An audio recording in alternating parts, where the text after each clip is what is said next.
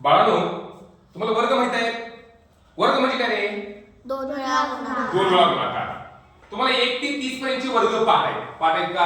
हो. पण पुढच्या संख्येची वर्ग कसं काढायचं? वर्ग म्हणजे दोन वेळा गुणाकार, बरोबर आहे?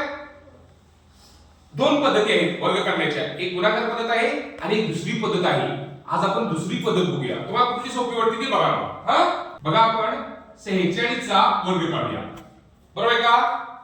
आता पहिल्यांदा बघा इकडं काय करायचं बघा. एक लक्ष द्या. 6 चा वर्ग किती आला? 36. बघा, पहिल्यांदा एकक स्थानाचा जो अंक आहे त्याचा वर्ग लिहायचा 36.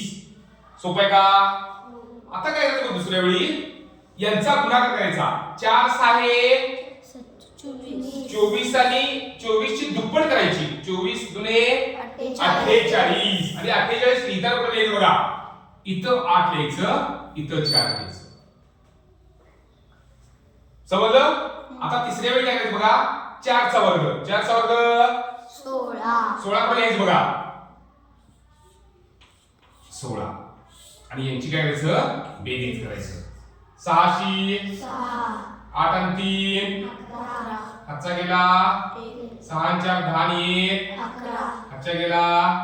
1 आणि 1 46 चा वर्ग आला 2116. बघा काय करायचं लक्षात आलं बघा. पहिल्यांदा काय करायचं? 6 चा वर्ग लिहिला. त्यानंतर यांचा गुणाकार करून त्याची दुप्पट लिहितात देखील एक स्थान सोडून इथं लिहायचं. लिहिला 48 आणि शेवटी 4 चा वर्ग 16 आणि याची बेरीज केली व्यवस्थित 2116 गुणाकार येतो.